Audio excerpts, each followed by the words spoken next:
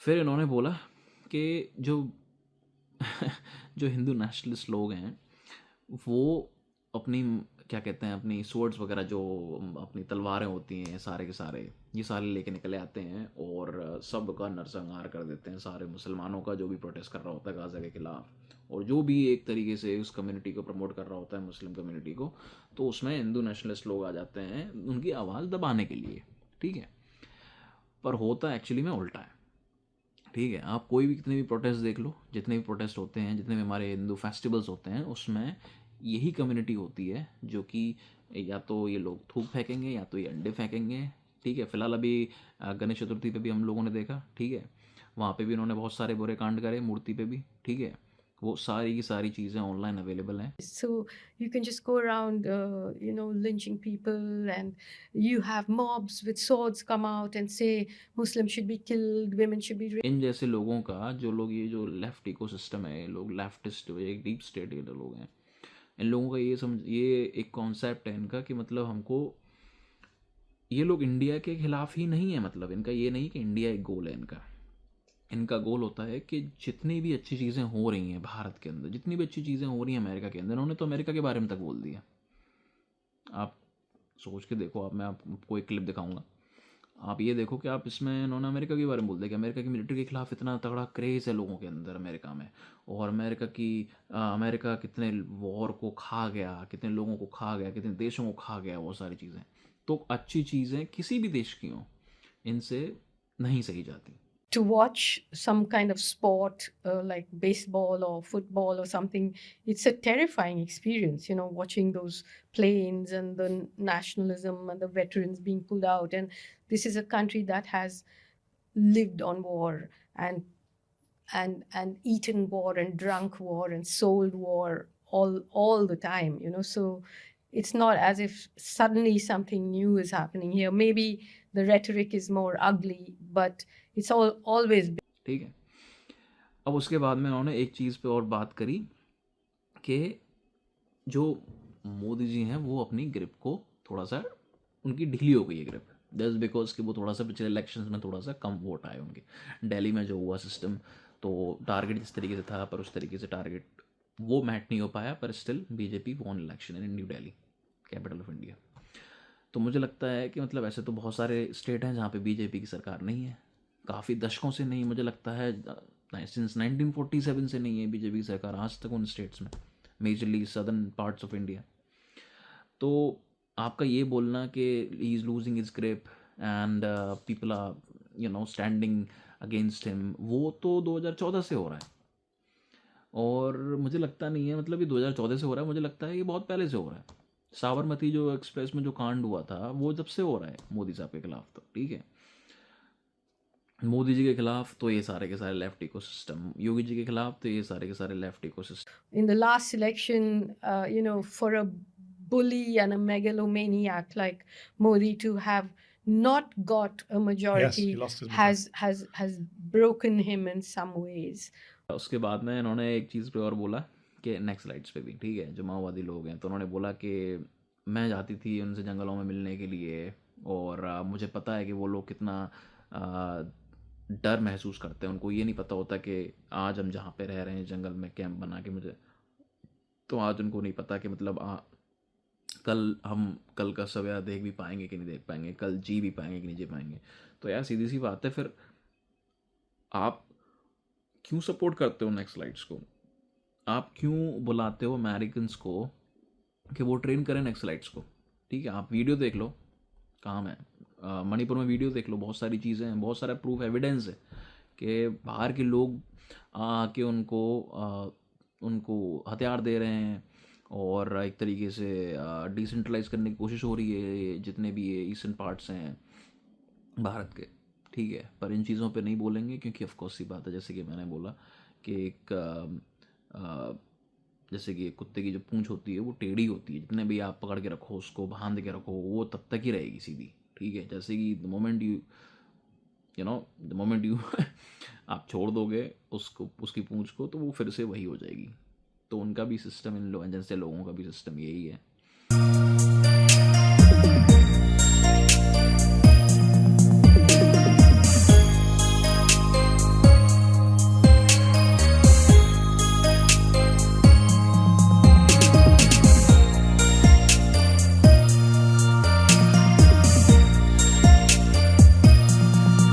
इन्होंने बात करी कास्ट सिस्टम की, तो मुझे लगता है कास्ट सिस्टम भारत में कभी था नहीं, और ना ही कभी कोई इतना ज़्यादा प्रमोट करते भी हैं कास्ट को। हाँ, आज के टाइम पे बहुत ज़्यादा सिस्टमेटिक तरीके से मुझे लगता है इसको सॉल्व करना चाहिए कास्ट सिस्टम को, और बहुत सेंसिटिव और बहुत फ्रेजाइल टॉपिक है ये, बहुत कास्ट सिस्टम जो है। तो पहली बात तो ये कि कास्ट सिस्टम भारत में था ही नहीं ना, भारत के लोगों ने इसको इम्प्लीमेंट किया था। ये यूरोप के थ्रू आया गया। यूरोप के लोग जो थे, जो ये लोग अंग्रेज लोग, गोरे लोगों ने जब आए थे, इन्होंने राज किया जिस तरीके से, जो सो कॉल्ड मिडल, जिनको सो कॉल्ड इनका आपका ब्रिटिश राज हो गया इनका, ठीक है, और इनकी ईस्ट इंडिया कंपनी हो गई, ये सारा कुछ सेटलमेंट किया इन्होंने, बहुत सारी चीज़ें, और बिलियंस ट्रिलियंस डॉलर्स में इन्होंने जो लूटा भारत से, ठीक है। और इन्होंने कास्ट सिस्टम एक तरीके से ये सारा अप्लाई करवा दिया पूरे भारत में उस टाइम पे, ठीक है, अर्ली 1800s में और मिड 1800s में। तो मुझे लगता है कि यहाँ पे इंडियंस लोगों का हाथ नहीं ना, भारतीय लोगों का हाथ है कि एक आज भारत जो कास्ट सिस्टम पे बेस्ड है, जो कि एक बहुत बुरी चीज़ है, क्योंकि कास्ट से लोग कहते हैं कि मैं जाट हूँ, मैं गुर्जर हूँ, और मैं पंडित हूँ, मैं सरदार हूँ, मैं सिख हूँ, मैं पंजाबी हूँ, फलाना हूँ टिकाना हूँ, मैं दलित हूँ, मैं कुम्हार हूँ, मैं फलाना टिकाना। तो मुझे लगता है ये सारी चीज़ें नहीं थी हमारे भारत के अंदर। क्या कहते हैं आपका, ये गोरों से पहले, राज करने से पहले, ठीक है, ये उसके बाद आई है, ठीक है। उस पर बुक भी बेस्ड है, बुक भी लिखी गई है उस पर, कि जिस तरीके से यूरोप ने कास्ट सिस्टम जो इम्प्लीमेंट किया भारत के अंदर, क्योंकि यूरोप में था एक कास्ट सिस्टम। और उसके बाद मैंने ये डाउरी की भी बात नहीं करेंगी फिर ये, क्योंकि डाउरी जो कॉन्सेप्ट है, जो दहेज का है, वो ना भारतीयों के साथ था कभी, और जिस तरीके से आज घुल मिल गया है डाउरी का सिस्टम भारत में, वो यूरोप के थ्रू बोया हुआ बीज है ये डाउरी का, क्योंकि ये चलता था कॉन्सेप्ट डाउरी का यूरोप में, ये हमारा कॉन्सेप्ट कभी था ही नहीं। पर इन चीज़ों पर डिस्कशन नहीं करेंगे, क्योंकि ऑफकोर्स ये बात है, जैसे कि मैंने बोला, वो कुत्ते की जो होती है, सॉरी, जो कुत्ता कुछ भी कह लो यार, मेल या फीमेल, उसकी जो पूंछ होती है वो फिर टेढ़ी ही रहती है, वो सीधी नहीं हो सकती कभी। I mean, Hindu nationalism and Zionism kind of waltz together very, very easily, you know. If you think you're the chosen people, within Hinduism is the caste system where Brahmins are the chosen people. So, not just in Kashmir, in India, if you are a Muslim, the law applies to you differently, you know. Not, it is not declared. एक तरीके से इतना था, major points थे इस interview में। बाकी आपने जो क्लिप्स देखे हैं और उनसे आपको पता पड़ ही गया होगा कि मतलब इनकी सोच और इन लोगों की जिस तरीके का इनका जो कॉन्सेप्ट है, एक मुस्लिम मेजॉरिटियन स्टेट बनाने का, और ना कि भारत को बल्कि पूरे विश्व में, और एक जो लेफ्टिस्ट का जो एक इकोसिस्टम जो क्रिएट करना है, उसकी शाखाएं, उसका बीज बोना हर एक देश के अंदर, इन लोगों का बड़ा हाथ होता है इन चीज़ों में भी। क्या पता है इनका भी हाथ हो नेपाल में, हू नोज, और क्या पता और देशों में जिस तरीके की सरकारें गिराई गई हैं, इनका भी हाथ हो कहीं ना कहीं, छोटा 1% हो या फिर या 0.1% हो, यू नेवर नो। देश को सपोर्ट की अगर बात आती है तो आपको आगे आना पड़ेगा, ठीक है। पर जब किसी पार्टी की बात आती है, मैं नहीं कहूँगा कि आप बीजेपी को सपोर्ट करो, मैं नहीं कहूँगा कि आप कांग्रेस को सपोर्ट करो, मैं नहीं कहूँगा आपको सपा को सपोर्ट करो, मैं नहीं कहूँगा आप टीएमसी है, कोई भी है, किसी को भी सपोर्ट करने की अगर आपकी इच्छा नहीं है तो कोई दिक्कत नहीं है। बट आपकी फर्स्ट प्रायोरिटी होनी चाहिए इंडिया फर्स्ट, भारत पहले। तो ये कॉन्सेप्ट अगर आपके अंदर दिल और जान में सब में है अगर, तो मुझे लगता है कि आपके आने वाली पीढ़ी, आपके आने वाली लेगेसी, आपके आने वाले बच्चे, आपके आने वाली जो आगे लोग आपके हमसे मिलेंगे, आपका जो कंपनी, आपका जो सर्कल है, वो जिस तरीके से इन चीज़ों को फैलाएगा, आप किसी को दो बात बताएंगे एक अपने देश के प्रति, तो मुझे लगता है वो 10 लोग 2 बातें और बताएंगे, फिर वो 10 कर करके वो अच्छी एक इन्वायरमेंट क्रिएट होता है एक भारत के अंदर या फिर किसी भी कंट्री के अंदर। बस आप एक चीज़ ध्यान रखना कि मतलब कि अगर भारत के खिलाफ अगर कोई बोले तो इसका मतलब है कि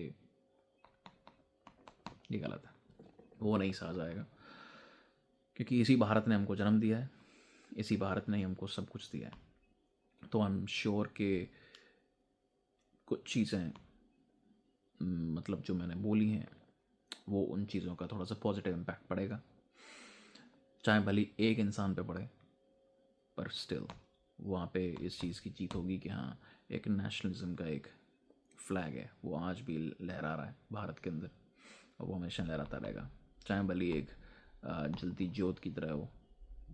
बस उसमें आपको एक तरीके से बस घी डालते रहना है, और वही काम मैं कर रहा हूँ।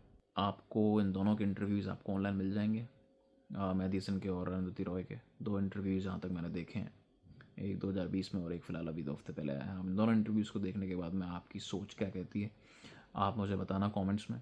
प्लीज़ लेट मी नो कि क्या पॉइंट्स हैं जो आपको लगता है कि इस तरीके से ऐसा होना चाहिए इंडिया में, क्या पॉइंट्स ऐसे हैं जो नहीं होने चाहिए, क्या पॉइंट्स ऐसे हैं जो इनसे आप सहमत नहीं हैं, और वो सारी चीज़ें आप अपने रिव्यूज़ मुझे अपने शेयर करिए कमेंट्स में। आई एम श्योर कि मैं उन सभी चीज़ों को पढ़ूँगा, उन पे और गौर फरमाऊँगा, और भी सारी रिसर्च करने के बाद मैं और भी बहुत सारी चीज़ें ऐसे ही कॉन्सेप्ट पे वीडियोस बनाता रहूँगा।